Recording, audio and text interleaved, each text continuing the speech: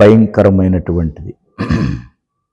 గట్టిగా స్తోత్రం చెబుదాం. హల్లెలూయా, హల్లెలూయా, హల్లెలూయా. దేవునికే మహిమ కలుగునుగాక. ఆమేన్. మంచిది. దేవుని సన్నిధిలో కూడి ఉన్నటువంటి మీ అందరికీ మరొకసారి యేసుక్రీస్తు నామములో వందనాలు తెలియజేస్తున్నాను. దేవుడు గడిచిన కాలం అంతా దేవుడు మనల్ని కాచి కాపాడి తన శ్రేష్టమైనటువంటి రెక్కల కింద భద్రపరిచినందుకు ఒకసారి స్తోత్రం చెల్లిద్దాం అందరం కూడా. హల్లెలూయా, హల్లెలూయా, హల్లెలూయా.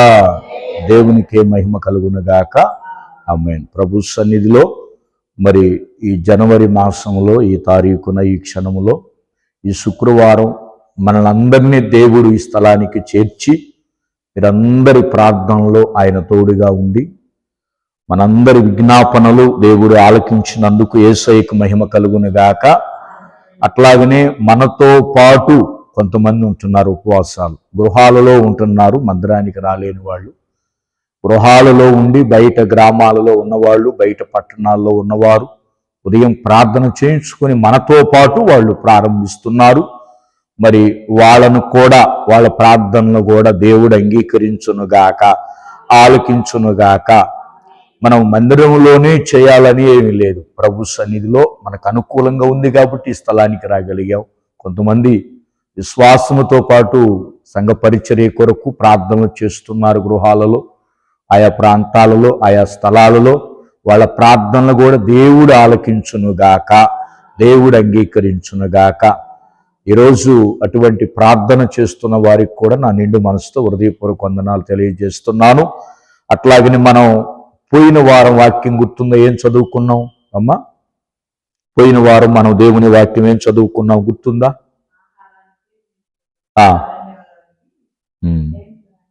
శుక్రవారం అమ్మా. శుక్రవారం ఏం చదువుకున్నావమ్మా? గుర్తుందా? శుక్రవారం మా శుక్రవారం మనం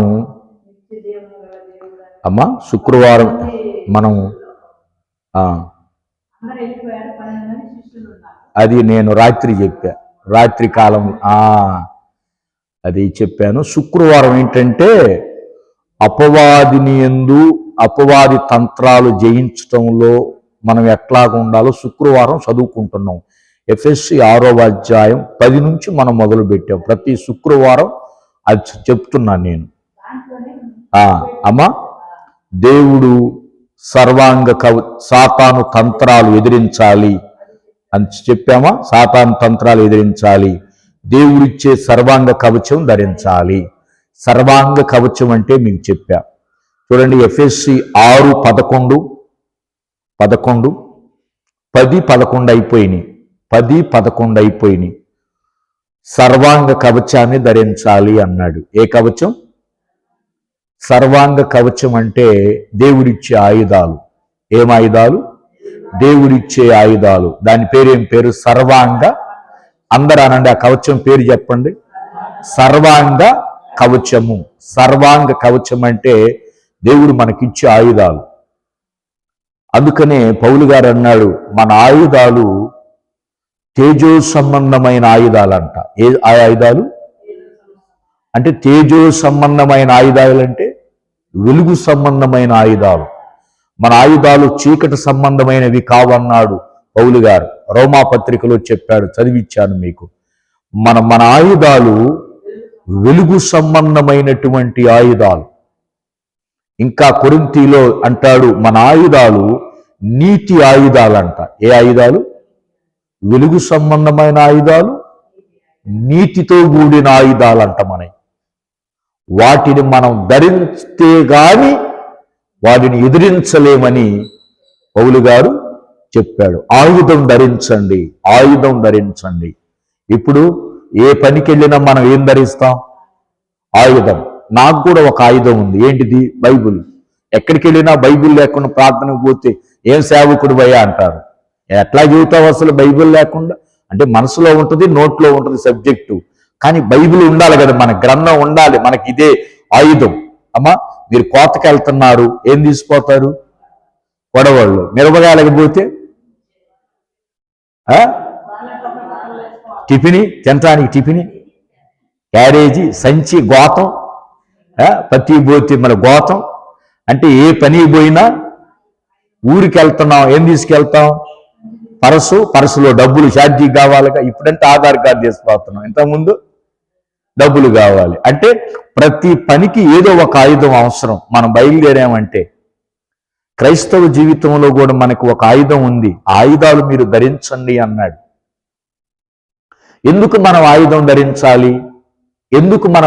ధరించాలి? ఏం ఆయుధం లేకుండా బయటికి వెళ్ళకూడదా? ఆయుధం లేకుండా ఎక్కడికైనా వెళ్ళకూడదా? ఆయుధం ధరించాలి అని ఎందుకు మనం ధరించాలంటే 12వ వచనం చదవండి. కారణం చెప్పాడు. 12వ వచనం, ఏలయనగా మనము పోరాడున్నది శరీరులతో కాదు, కానీ ప్రధానులతోనూ అధికారులతోనూ ప్రస్తుత అంధకార సంబంధమగు లోకనాథులతోనూ ఆకాశ మండలమందున్న దురాత్మల సమూహములతో పోరాడుచున్నాము. గట్టిగా స్తోత్రం చెప్పమ్మా, గట్టిగా స్తోత్రం చెప్పండి. 12వ అధ్యాయంలో మనము ఎవరితో పోరాడుతున్నాం, ఎవరితో ఫైట్ చేస్తున్నాం, ఎవరితో యుద్ధం చేస్తున్నాం చెప్పాడు. మనము పోరాడున్నది శరీరులతో కాదు. అంటే మనుషులతో మనం పోరాడటంలా. వాళ్ళకి మనకి ఏ కక్షలు లేవు, వాళ్ళకి మనకి ఏ కార్పణ్యాలు లేవు, వాళ్ళకి మనకి ఏ గొడవలు లేవు, వాళ్ళకి మనకి ఏ సమస్యలు లేవు. మనకున్న సమస్య అంతా ఎవరితో చెప్పండి? సమస్య అంతా ఎవరితో?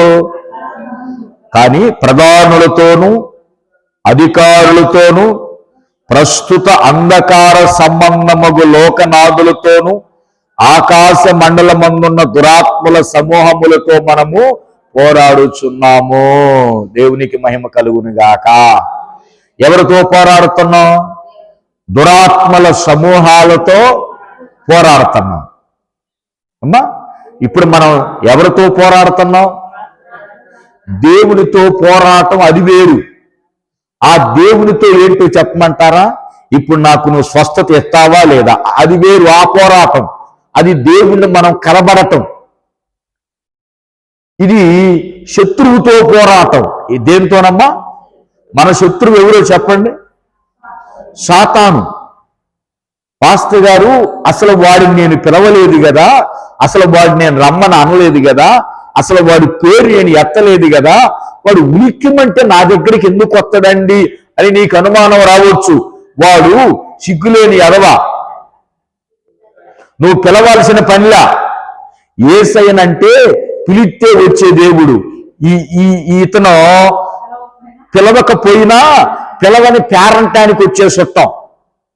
నువ్వు పిలవాల్సిన పనిలా, నువ్వు ఆహ్వానించాల్సిన పనిలా, నువ్వు మనసులో అనుకోవలసిన పనిలా, అసలు నువ్వు ఏం పనిలా నువ్వు ఎక్కడైతే ప్రార్థన చేస్తే బలపడతా ఉంటావో ఆడికి అక్కడ వెంటనే ఆ సువాసన ఏమైద్ది? అమ్మో, ఇంట్లో ఇవేందో బహు ప్రార్థన చేస్తుంది, ఈ ప్రార్థన ఎట్లాగైనా చల్లబరచాలి, నీళ్లు చల్లాలి అని ఆడేం చేస్తాడు? వస్తాడు. అంటే యోబు గారింటి దగ్గరికి వచ్చి ఎందుకు నిలబడ్డాడు? యోబు గారు ఏమన్నా పిలిచిండా? ఉదయం లేచి 3:30 గంటలు ఆయన చేసేవాడంట. 3:30 గంటలంట. ఎందుకు చెప్పగలనంటే ఒక్కొక్క దహన బలి అర్ధగంట అంట, ఒక్కొక్క అర్ధగంట. అప్పుడు మొత్తం ఎంతమంది నిమిత్తం దహన బలులు ఇచ్చాడు? 10 మంది. 10 5లు 10 3లు 30. అంటే అర్ధగంటకు 30 నిమిషాలు.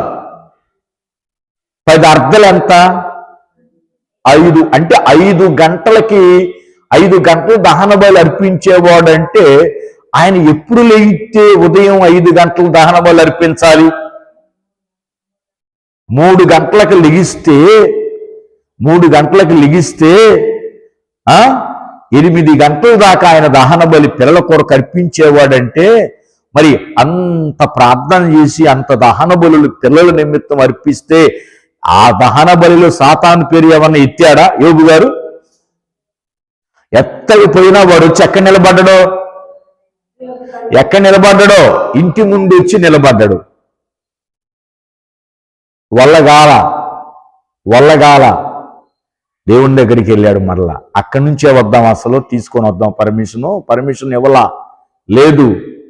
చూడండి ప్రియమైన దేవుని పిల్లలారా, మనం పోరాడేది సాతానుతో మనం పోరాడుతున్నాం, దురాత్మల సమూహాలతో పోరాడుతున్నాం.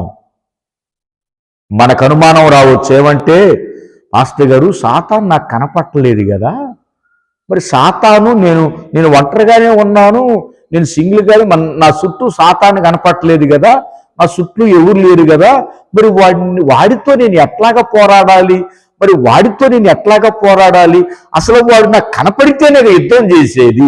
మరి అంటే వాడు కనపడడు,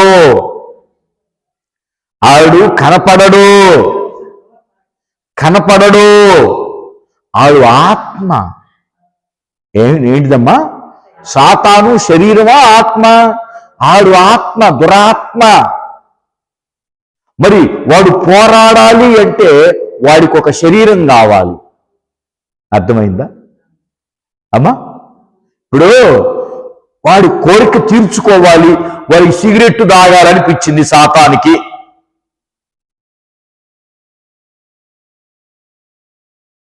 కొట్టుకాడికి పోయి సాతాను అడిగితే ఎత్తడా సిగరెట్ వాడు? అసలు వాడు కనపడితేనే ఈ సాతాను మాట. బ్రాందీ తాగాలనిపించింది సాతానికి, కొట్టుకాడికి పోయి చేసా ఇమ్మంటే ఎత్తడా వాడు? అసలు వీడి కనపట్టలేదుగా, వాడికి ఈయటానికి మనిషి కనపట్టలేదు కదా. మరి ఇప్పుడు వీడి కోరికలు తీర్చుకోవాలంటే ఏం చెయ్యాలి? ఒక మగ మనిషిలో పోతాడు, పోయి ఆ పురుషుణ్ణి ఈ సాతాను ఏం చేస్తాడు? ఆవరించేసరికే బ్రాందీ షాపుకి బా అంటాడు సాతాన. పురుషుణ్ణి ఏం చేస్తాడు? పక్కన మనిషి పోయి ఏయ్ ఓ బ్రాందీ చేస్తా ఇయ్యి అంటాడు. కనపడుతుంది కదా, డబ్బులు ఇయ్యాడు, డబ్బులు ఇదిగో చేసా ఇయ్యి అంటాడు. చేసా ఎత్తాడు, చెట్టు కిందకు బా అంటాడు సాతాను. చెట్టు కిందకు పోతాడు, పొలావు తీసుకో పేయిట్ అంటాడు, పొలావు తీసుకుంటాడు. కమ్మగా అక్కడ ఏం చేస్తాడు? తింటాడు. శుభ్రంగా తిని సాతాను వెళ్ళిపోతాడు. ఇంటికి దారిన ఈ పేరు మొహం వేసుకొని ఎంత బట్టలంతా మాసిపోయి ఇంటికి వస్తా ఉంటాడు. ఏందయ్యా పోయేటప్పుడేమో తెల్లంగా పోయావు, అయ్యా పోయేటప్పుడేమో తెల్లంగా పోయావు, వచ్చేటప్పుడు ఏందయ్యా నల్లంగా వచ్చావు, ఏమైందో నాకు తెలియదు కానీ ఏమో తాగాలనిపించింది, తాగి వచ్చాను తప్ప నాకు ఏం చేశానో అంటే ఈ సాతాను ఏం చేస్తున్నాడు? ఆ మనిషిలోకి జొరబడి చేస్తున్నాడు. ఇప్పుడు భార్యాభర్తలకు తగాదు పెట్టాలి సాతాను. అడేం చేస్తాడు చెప్పండి? నువ్వు ఆత్మీయతలో బలపడుతున్నావు, అవతల మనిషిని స్వాధీనం చేసుకుంటాడు. ఏం చేసుకుంటాడమ్మా? స్వాధీనం చేసుకుంటాడు. అవతల మనిషిని స్వాధీనం చేసుకుంటాడు. నువ్వేమనుకుంటావు అంటే, ఇదేంది పాస్టర్ గారు, నేనేంటి ఎక్కువ ప్రార్థన చేసే కొన్ని ఆయనలో సాతాను ఎక్కువైతుందని నీకు ఆల్రెడీ బలు పెరిగిద్దప్పుడు. దేవుని స్తోత్రం. ఇదేంది పాస్టర్ గారు, నేను బలంగా ప్రార్థన చేస్తుంటే ఆయన మారాలని ఇంకా ఆయనకి ఎక్కువైతుంది. లేదు, భర్త అనుకుందాం. భర్త అంటాడు, నా భార్య కోసం చేస్తుంటే ఇంకా ఎక్కువ చేస్తుంది, నేనే తగ్గించుకొని ప్రార్థన చేస్తుంటే ఆమె ఎక్కువ చేస్తుందంటే ఇప్పుడు సాతాను ఏం చేస్తున్నాడు? ఆ మనుషుల్లో జ్వరబడి ఏం చేస్తున్నాడో తెలుసా? ఏం చేస్తున్నాడు? ఆ హృదయాన్ని అంధకారం చేస్తున్నాడు. చదవండి, ఆ మాట చదివి వినిపిస్తా. కొరింథీ పత్రిక తీయండి, మనకు అర్థమవుతుంది. మనకు అర్థమయ్యేది ఏంటంటే 2 కొరింథీ 4వ అధ్యాయం 4వ వచనం చదవండి, మనకు అర్థమవుతుంది. అక్కడ సాతాను ఏం చేస్తాడు? మనిషిలో ఉండి ఏం చేస్తాడు అతను? సాతాను 2 కొరింథీ 4వ అధ్యాయం 4వ వచనం చూడండి. అక్కడ ఏమన్నాడు?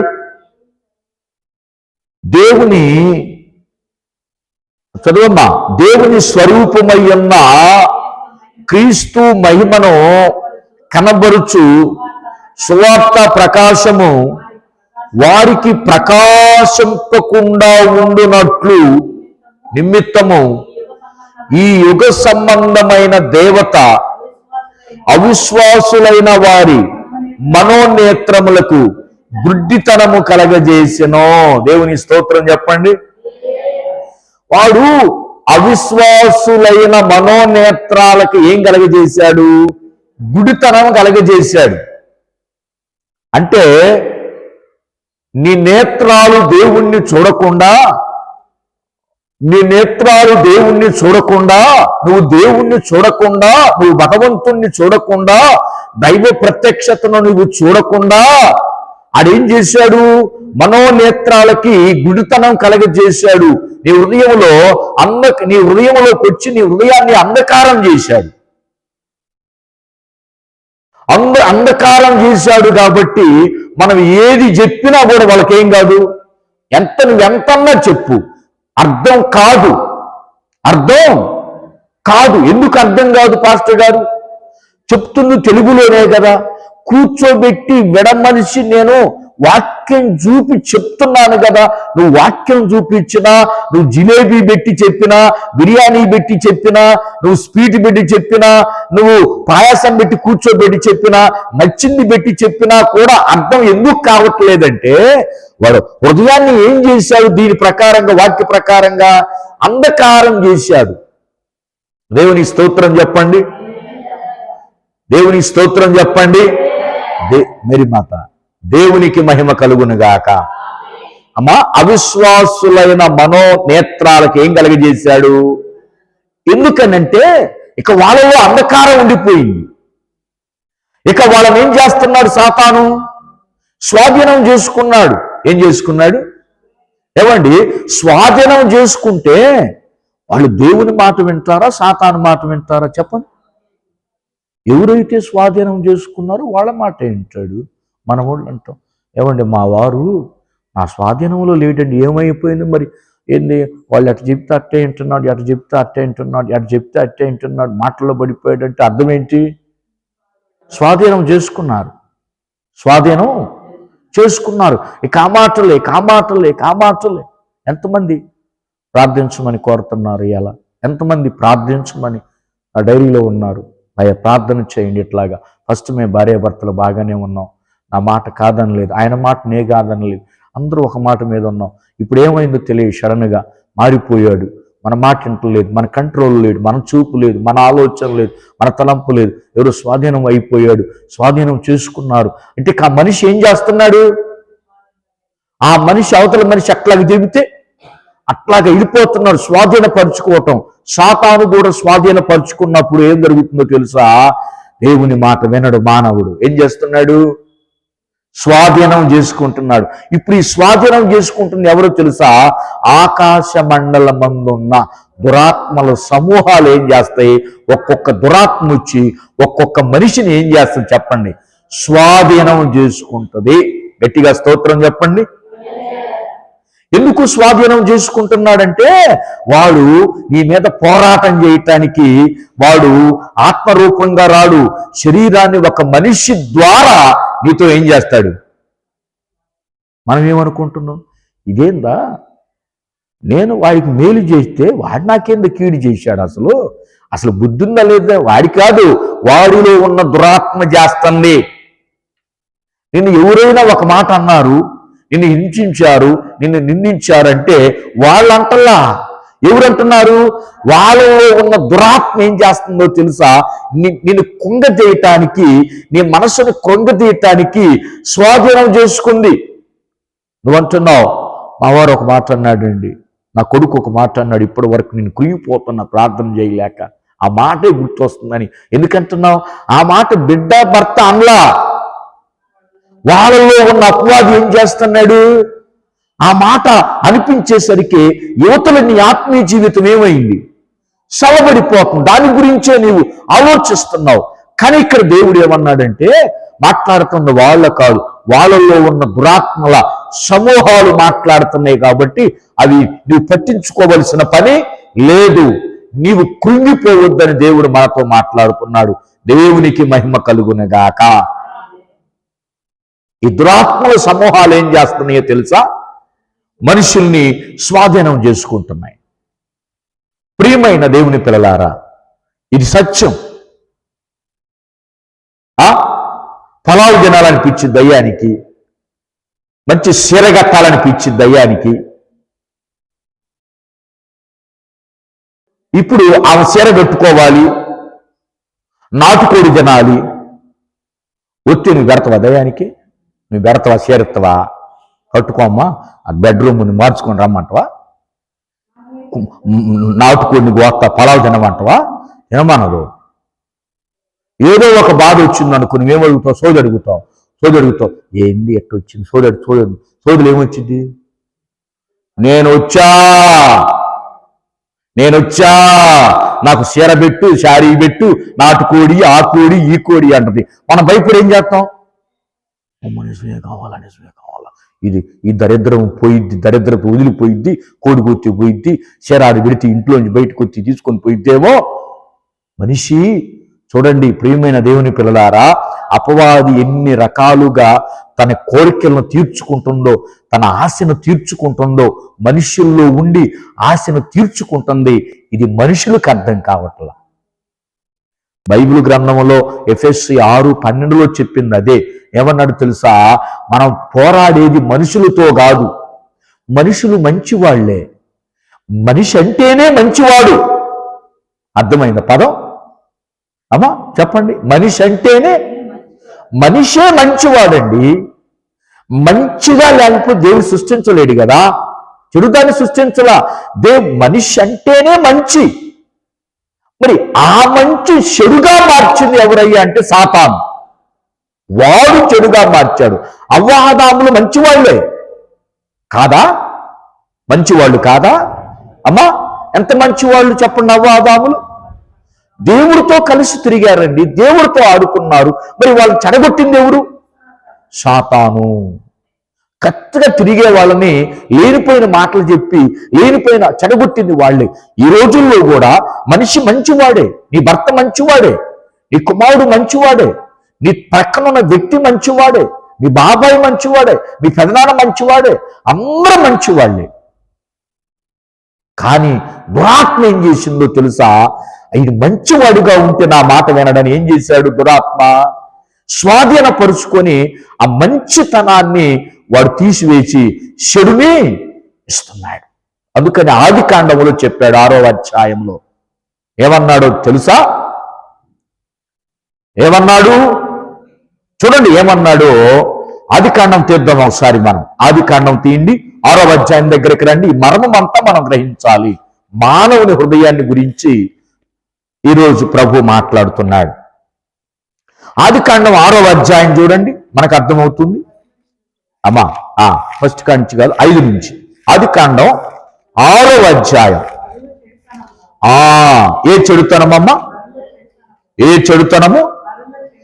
నరుల చెడుతనము భూమి మీద గొప్పదనియు, వారి హృదయము యొక్క తలంపుల్లోని ఓహంతయు ఎల్లప్పుడూ కేవలము చెడ్డదనియు చూసి దానిని భూమి మీద నరులను చేసినందుకు యెహోవా సంతాపపు నుండి తన హృదయములలో. ఇది ఎక్కడ చూస్తున్నాం? 6వ అధ్యాయంలో మనం చూస్తున్నాం. మొదటి అధ్యాయములో నరుడు మంచివాడే, 2వ అధ్యాయములో నరుడు మంచివాడే. కానీ 3వ అధ్యాయంలోకి వచ్చేసరికి ఏం జరిగింది? ఆ మంచివాడు ఏమయ్యాడు? మంచివాడు మంచం అంతా పాడు చేసినట్టుగా, మంచివాడు మంచం అంతా పాడు చేసినట్టుగా 1వ అధ్యాయములో ఆదాము అవ్వను సృజించాడు, మంచివాడే. 2వ అధ్యాయములో మంచివాడే. 3వ అధ్యాయంకి వచ్చేసరికి ఏం జరిగిందో చెప్పండి. సాతాను ప్రవేశించాడు, చెడగొట్టాడు మాటల ద్వారా. దేవుడు అన్నాడు, ఆదాము అసలు నువ్వు చేసిన పనేంటి? అయ్యా నాకైతే తెలియదు కానీ అయ్యా, నువ్వు తోడుగా ఉండమని ఇచ్చావే, ఈ అవ్వ చేసింది అయ్యా నాకు. సరే అవ్వ, అసలు నీ ఏమైంది జ్ఞానం? ఏమైందో తెలియదయ్యా, నాకు మాయ మాటలు చెప్పింది, అది కరెక్టేని అనుకున్నానయ్యా, నేను అందులో పడిపోయాను, నా భర్తను అందులో పడేశాను. అయ్యో ఎంత పని చేశారు, ఇప్పుడు మిమ్మల్ని ఏం చెయ్యాలి అసలు? ఇప్పుడు మిమ్మల్ని నాతో ఉంటారని ఇదంతా మీకు ఇస్తే మీరు చేసిన పని ఏంటి? ఇక మీరు ఇక్కడ ఉండటానికి బయటికి నెట్టాడు. బయటికి నెట్టగానే చెప్పండి, ఎవరు కాసుకొని ఉన్నారు? వాడు ఎప్పుడు బయటకు వస్తారా అని చూస్తున్నాడు. వీళ్ళు బయటికి రానే వచ్చారు. రాగానే ఏం చేశాడు? 3వ అధ్యాయంలో పట్టుకున్నాడు. 4వ అధ్యాయంలో కూడా ఏం చేశాడు? 4వ అధ్యాయంలో ఎవరిని పట్టుకున్నాడు? ఎవరు చెబుతారు? కాదు, దేవుని స్తోత్రం చెప్పండి. అందుకని బైబిల్ చదవాలనేది. 4వ అధ్యాయంలో కయ్యను పట్టుకున్నాడు. 4వ అధ్యాయం ఎవరిని పట్టుకున్నాడు? కయ్యను పట్టుకున్నాడు. 6వ అధ్యాయంలో మొత్తాన్ని పట్టుకున్నాడు. అమ్మా చూడండి, వాడు సాతాను అందరినీ స్వాధీనం చేసుకున్నాడు. అందరినీ స్వాధీనం చేసుకున్నాడు. కానీ 6వ అధ్యాయంలో ఒక్క కుటుంబాన్ని మాత్రం వాడు తాకలేకపోయాడు. భూమి మీదున్న ప్రతి ఒక్కరిని స్వాధీనం చేసుకున్నాడు. కానీ బైబిల్ గ్రంథంలో మీరు జాగ్రత్తగా గమనించండి, ఏ పుస్తకములోనైనా దేవుని కొరకు ఒకే ఒక వ్యక్తిని ఏర్పాటు చేసుకుంటున్నాడు కదా. ఎక్కడైనా దేవునికంటూ ఒక మనిషి ఉంటాడంట, లేడా? 4వ అధ్యాయంలో హేబేలు ఉన్నాడు. 5వ అధ్యాయంలో మెతూషెలు ఉన్నాడు, హనోకు ఉన్నాడు. 6వ అధ్యాయంలో నోవహు ఉన్నాడు. అంటే సాతాను అందరినీ స్వాధీనం చేసుకుంటున్నా దేవుని కొరకు నిలబడి ఒక వ్యక్తి అయినా ఉండకపోతాడా అని దేవుడంట ఒక్క వ్యక్తినైనా దేవుడు ఎన్నుకుంటాడంట. గట్టిగా స్తోత్రం చెప్పండి ఈ మాటకి. అబ్రహాముని ఎన్నుకోలేదా? తర్వాత యాకోబుని ఎన్నుకోలేదా? ఐగుప్తు దేశములో ఎవరిని ఎన్నుకున్నాడు? యోసేపుని ఎన్నుకోలేదా? బబులోను దేశములో దానియేలుని ఎన్నుకోలేదా?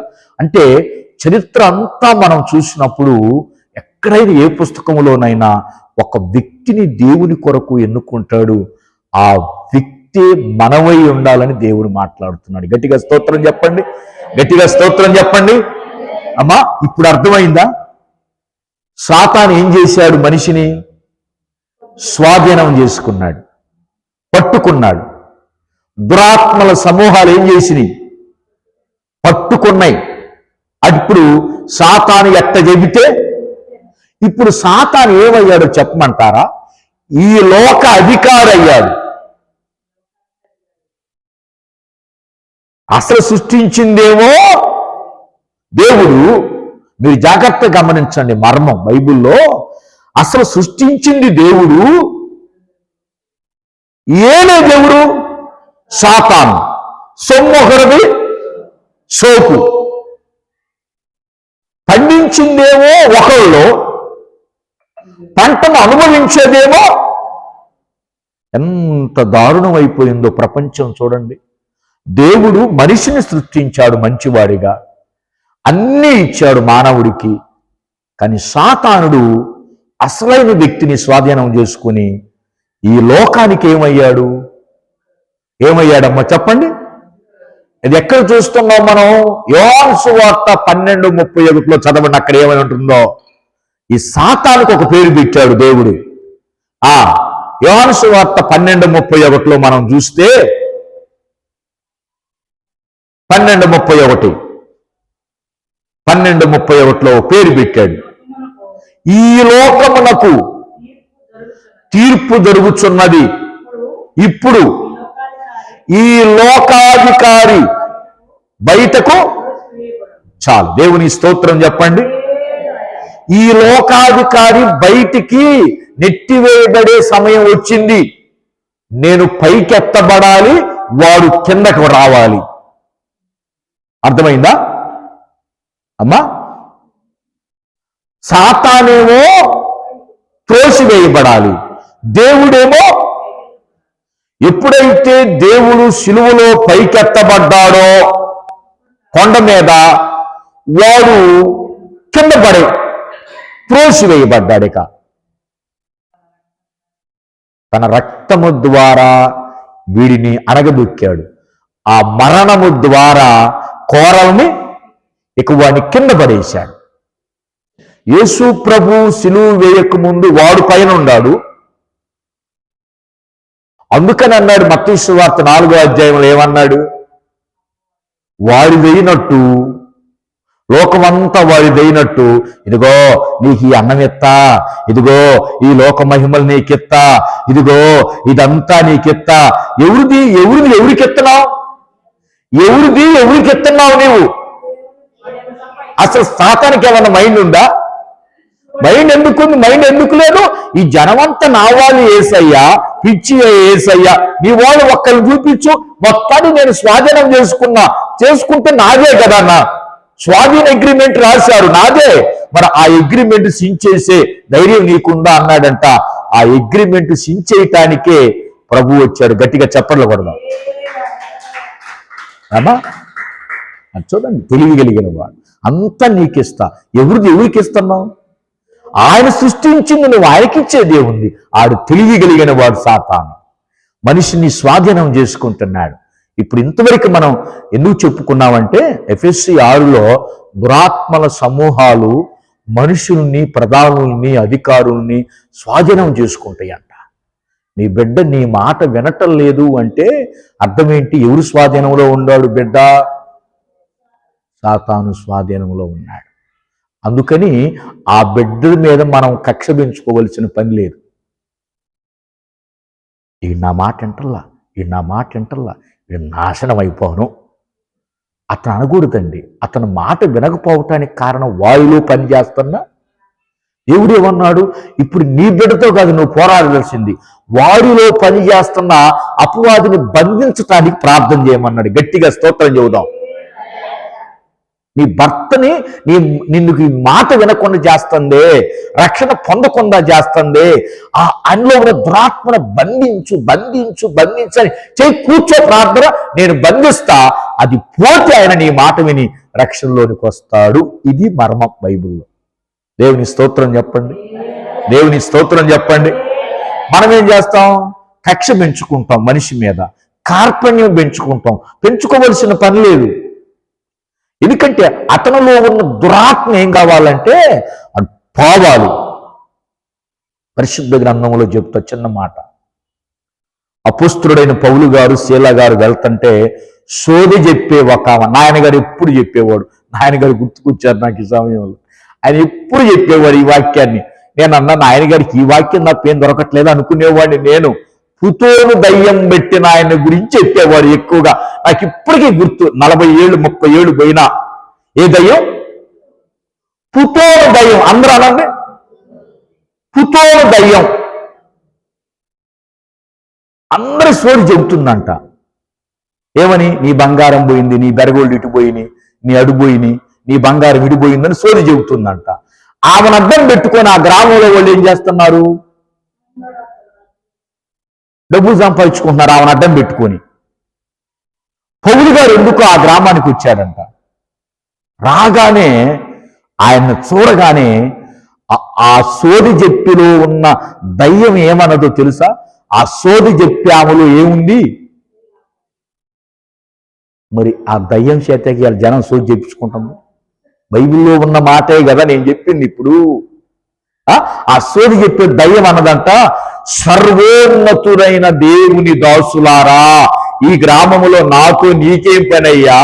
నీకు సోది చెప్పాల్సిన పని నీకెందుకయ్యా? ఈ గ్రామాన్ని విడిచిపోయింది అన్నారంట. వాళ్ళు అన్నది, అసలు వచ్చిందే దయ్యమా నీకోసమే చిన్నదానా? ఆ యవనస్తురాలు నీకోసమే వచ్చాను చిన్నదానా అన్నాడంట. గట్టిగా స్తోత్రం చెప్పు. ఆ సేవకులను చూడగానే నా దయ్యం అంట, ఆ సోది చెప్పి పుతోలనే దయ్యం గడగడలాడించి ఆ యవనస్తురాలను కింద పడేసి వెళ్ళిపోయిందంట. ఇప్పుడు ఆ సోది చెప్పట్లా.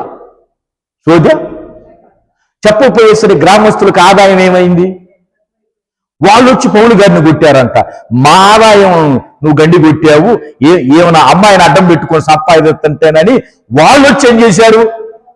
అయ్యా, ఆ జీవితం బాగుపడిందయ్యా, మీరు ఆమెను దయ్యం అన్న సంగతి మీకు తెలియట్లేదయ్యా. దయ్యం చెబుతుందయ్యా సోది, దయ్యం మాట్లాడుతుందయ్యా, దయ్యం మాట్లాడుతుందయ్యా, ఆ దేవుడిని మీరు అనుకుంటున్నారయ్యా అని పౌలు గారు వాక్యం ద్వారా వాళ్ళని చెప్పి చెప్పి చెప్పి చూడండి. ప్రియమైన దేవుని పిల్లలారా, అది ఒక్క మాట చెప్పినా చాలు. మనం 100 వాక్యాలు చెప్పినా అర్థం కావట్లా. సాతాను ఒక్క మాట చెప్పినా ఏమవుతుందమ్మా? అప్పుడు ఆ యవనస్తురాలు రక్షణ పొంది యేసయ్య పాదాల దగ్గర కూర్చొని అపోస్తులకు పరిచర్య చేస్తూ సేవ చేస్తూ ఉంది. గట్టిగా స్తోత్రం చెబుదామా? ఎందుకు ఈ ఉదాహరణ చెప్పానంటే, దురాత్మల సమూహాలు మనిషిలో జొరబడతాయి. జాగ్రత్త. వాడు ఏ కోరికలైతే వాడికి ఉండయో అవన్నీ స్వాధీనం చేసుకుంటాయి. అవన్నీ స్వాధీనం చేసుకుంటాయి. మనిషిని తన కంట్రోల్లో ఉంచడానికి స్వాధీనం చేసుకుంటాయి. ఇప్పుడు ఆ మనిషికి మనకు కాదు యుద్ధం. ఎవరికి చెప్పండి? ఆ మనిషిలో ఉన్న అపవాది కోసం ముందు మనం ప్రార్థన చేద్దాం.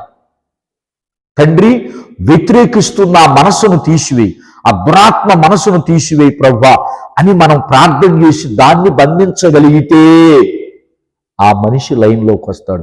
గట్టిగా స్తోత్రం చెప్పండి, గట్టిగా స్తోత్రం చెప్పండి. ప్రియమైన దేవుని పిల్లలారా, ఇప్పుడు అర్థమైంది కదా అమ్మా? ఏమర్థమైంది? ఇప్పుడు దురాత్మల సమూహాలు ఏం చేస్తాయి?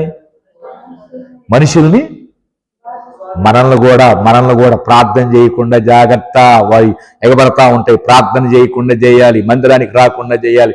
మనం ఏం చేస్తాం? ఈ వాక్యం తెలుసు కాబట్టి నువ్వు నన్నేం చేస్తావా? ఆ మాట వాళ్ళు అనలేరు. ఎవరు? వాళ్ళు తెలియదుగా. తాగాలని పిట్టే తాగుతున్నారు, తినాలి పిట్టే తినుతున్నారు, పాపం చేయాలి పిట్టే చేస్తున్నారు. తెలియదు, అదే సంతోషం అనుకున్నారు. మనకేంది? ఇది సాతాను పని.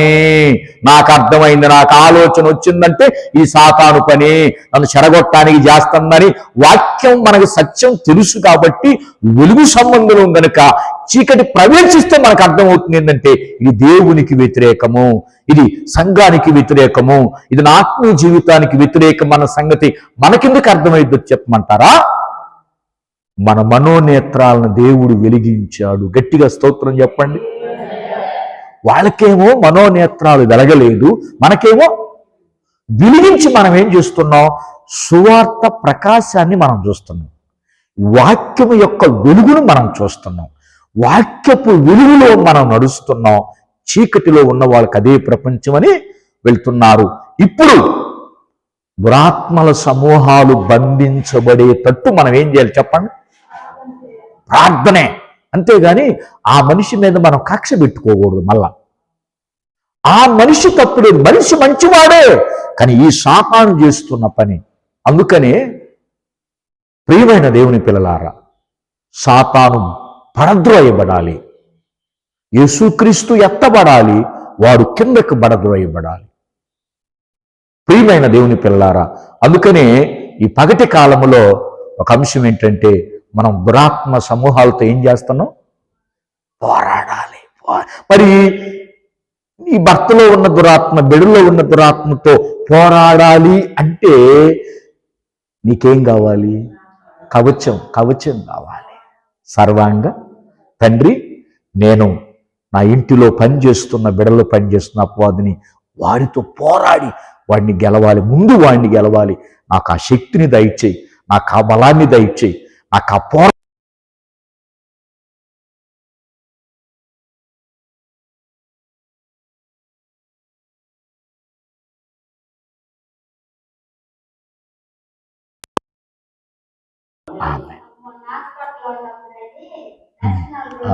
చెప్పండి.